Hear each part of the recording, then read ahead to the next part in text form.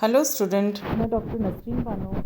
आज के इस लेक्चर में हम एसेक्सुअल रिप्रोडक्शन इन एल्गी के बारे में पढ़ेंगे। पिछले लेक्चर में हमने वेजिटेटिव रिप्रोडक्शन के बारे में पढ़ा था और उसका जो नेक्स्ट पार्ट है वो हम पढ़ेंगे आज, एसेक्सुअल रिप्रोडक्शन इन एल्गी। सबसे पहले तो एसेक्सुअल रिप्रोडक्शन जो होता है वो मोड ऑफ रिप्रोडक्शन है जिसके के अंदर ऑफस्प्रिंग जो अराइज होता है वो सिंगल पेरेंट से अराइज होता है और जिसमें के जो जीन्स होते हैं वो एक ही पेरेंट के इनहेरिट होते हैं। The offspring will be exact genetic copy of parent, क्योंकि वो उसमें कोई मिक्सिंग नहीं है, इसलिए वो जेनेटिक कॉपी होता है उसी पेरेंट का जिससे कि उसके जीन्स इनहेरिट हुए हैं। It is the primary form of reproduction for single cell organism. It is the process of rejuvenation of the protoplast without any sexual fusion of gametes. यानी इसके अंदर सेक्सुअल फ्यूजन तो गैमेट्स का नहीं हो रहा है, लेकिन इसका जो प्रोटोप्लास्ट है उसका एक तरह से कायाकल्प हो जाता है। इस मेथड के अंदर कोई ऑल्टरनेशन ऑफ जनरेशन नहीं पाई जाती है, क्योंकि इसके अंदर फ्यूजन, मियोसिस, ये जो स्टेप्स हैं वो नहीं होते हैं। जो एसेक्सुअल रिप्रोडक्शन जो है प्रोटोप्लास्ट का, वो सेल के डिवीज़न से, जो कि माइटोटिकली डिवाइड होती है कई सारे पीसेस में, और हर पीस जो होता है इसका वो एक तरह के स्पोर बना लेता है और यह स्पोर जो होते हैं वो जर्मिनेट करके नए प्लांट में डेवलप हो जाते हैं। तो इसमें जो डिफरेंट टाइप के स्पोर्स हैं जो कि एसेक्सुअल स्पोर्स के नाम से जाने जाते हैं वह इस तरह से हैं। पहला जूस्पोर, दूसरा aplanospore, next hypnospores, akinetes, autospores, palmella stage, cyst, tetraspore, exospores and endospores. अब हम इनकी डिटेल पढ़ेंगे। जो सबसे इम्पॉर्टेंट जो स्पोर्स हैं इसके अंदर, एसेक्सुअल स्पोर्स जो हैं एल्गी के अंदर, वो जू स्पोर्स हैं। तो ये जू स्पोर्स जो एल्गी के अंदर बनते हैं ये हमेशा फेवरेबल कंडीशंस में बनते हैं। तो इसके अंदर जो सेल होती है जिसके के अंदर ये जू स्पोर फॉर्म होते हैं वो जू स्पोरेंजियम के नाम से जानी जाती है। ये जू स्पोर्स जो होते हैं वो नेकेड होते हैं, यानी इस पर प्रोटोप्लास्ट नहीं होता है। इस पर जो लेयर होती है सेल वॉल की वह एब्सेंट होती है। मोटाइल होते हैं, बाईफ्लेजिलेट होते हैं, टेट्राफ्लेजिलेट या मल्टीफ्लेजिलेट हो सकते हैं। बाई, टेट्रा या मल्टीफ्लेजिलेट स्ट्रक्चर्स होता है ये। आई स्पॉट और प्लास्टिड जो होते हैं वो इसके अंदर प्रेजेंट होते हैं। बाईफ्लेजिलेट जूस्पोर्स क्लेमाइडोमोनास एक्टोकार्पस में पाए जाते हैं। टेट्राफ्लेजिलेट जूस्पोर्स जो हैं वो यूलोथ्रिक्स एंड उडोगोनियम में मिलते हैं, जबकि वोचेरिया में मल्टीफ्लेजिलेट जूस्पोर्स होते हैं वो प्रेजेंट होते हैं।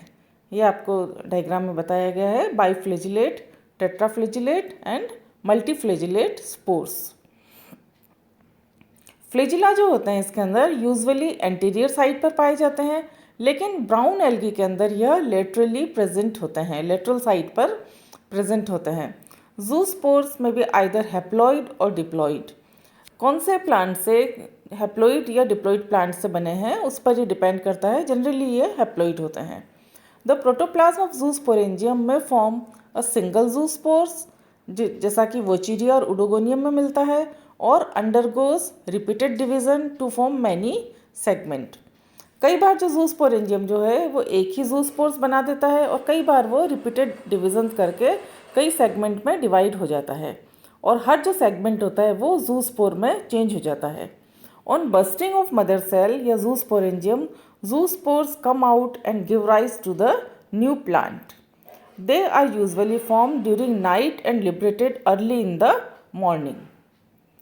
ये आपको दिख रहा है, जो एंटीरियर साइड पर फ्लेजिला लगे हुए हैं और दूसरे में हम देख रहे हैं लेटरल साइड पर फ्लेजिला प्रेजेंट हैं, जो कि एक विप्लेश टाइप है, दूसरा टिंसल टाइप है।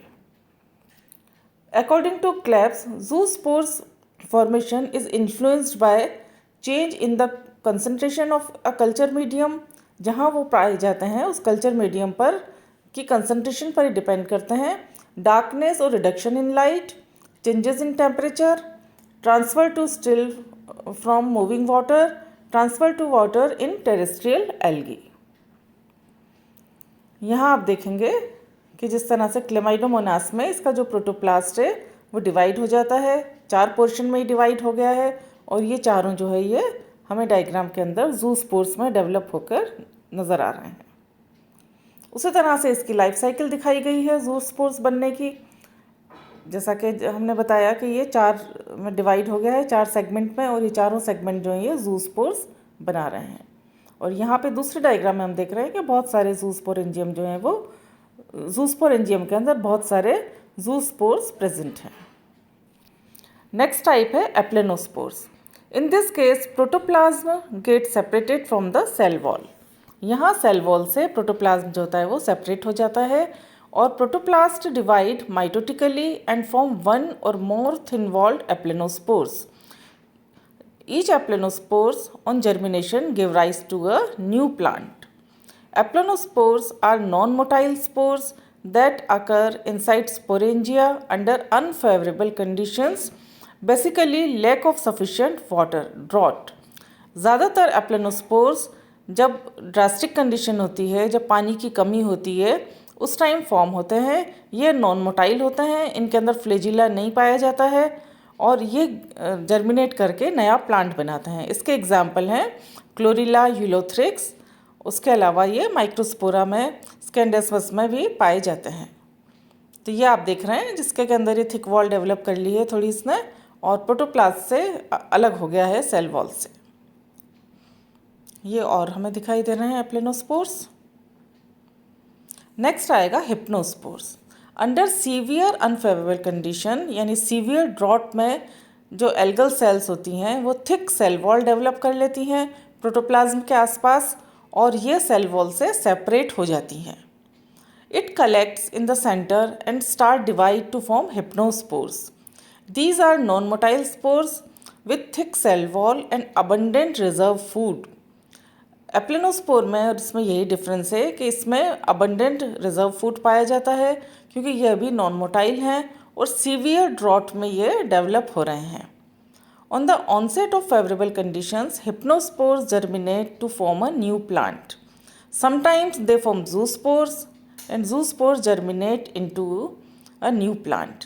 कई बार ये ज़ूस्पोर्स में बाद में चेंज हो जाते हैं और कई बार ये डायरेक्टली नए प्लांट में डेवलप हो जाते हैं। उसके बाद में है akinetes. In certain filamentous algae the vegetative cells secrete thick wall and develop into spore-like structures with abundant food reserve known as echinids. Echinids have additional wall layer around the protoplast which is fused with parent wall. Echinids are formed under unfavorable conditions and on commencement of favorable conditions, each echinid develop into a new plant. Example Cladophora and Oedogonium. ये हमें diagram में दिखाई दे रहा है। नॉस्ट्रोक में भी ये पाए जाते हैं एकाइनिड्स जो कि काफ़ी डार्क कलर स्ट्रक्चर हो जाते हैं, थिक वॉल्ड हो जाती है जिसके के अंदर रिजर्व फूड भी प्रेजेंट होता है। ये नॉस्ट्रोक के अंदर एकाइनिड्स दिखाई दे रहे हैं, साथ में हेट्रोसिस्ट भी हमें दिखाई दे रहे हैं। नेक्स्ट इसके बाद में है ओटोस्पोर्स।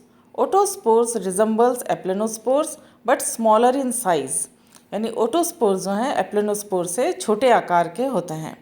ओटोस्पोर्स are replica of parent cell but smaller in size. These spores start to grow within the mother cell. This type of reproduction occurs in Chlorococcales and Scenedesmus. Next is palmella stage. Under dry conditions zoospores और aplanospores do not come outside the mother cell but get covered by a common sheet। यानी ये जो ज़ूस्पोर्स होंगे या एप्लेनोस्पोर्स होंगे ये mother cell के बाहर नहीं आ पाते हैं और ये कॉमन शीट के अंदर कवर्ड हो जाते हैं। Hence they take the form of a colony. This is known as the palmella stage. Under suitable conditions they turn off. Every zoospores और aplanospores develop into a new plant. Depletion in carbon dioxide and change in the pH are the inducing factors। यानी यहाँ पे जो factor इसको affect करता है वो carbon dioxide concentration और pH इम्पॉर्टेंट रोल प्ले करता है। Pamela stage is temporary in Chlamydomonas species. जैसे आपको ये डायग्राम में दिख रहा है, क्लेमाइडोमोनास के अंदर भी म्यूसिलेज शीट के अंदर ही कवर्ड हो जाते हैं और ये पामेला की तरह स्ट्रक्चर इसका दिखाई देता है। By cyst. In some algae, when atmospheric conditions are not favorable, The thallus divides into multinucleate and thick-walled small segment. These segments are called cysts. Cysts are filled with abundant reserve food. In favorable conditions, cysts germinate into a new plant और ये ज़्यादातर वॉचीरिया species के अंदर पाया जाता है. Tetraspores, these are non motile spores. इनमें भी फ्लैजिला एब्सेंट होती है. एक तरह के ये स्पोर्स हैं. Cell in which spores are formed is called tetrasporangia. जिसके के अंदर ये प्रोड्यूस होते हैं उस सेल को टेट्रास्पोरेंजिया कहते हैं. These are produced on diploid plant and are haploid.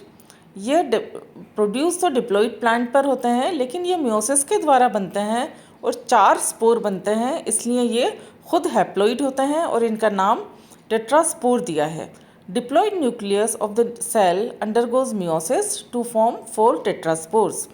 These spores give rise to haploid plant. Example Polysyphonia and Ectocarpus. इस तरह से थिक वॉल जो बीच में मैं डार्कली स्टेन जो दिख रहे हैं ये टेट्रास्पोर हैं. Next by exospores. Exo means outside.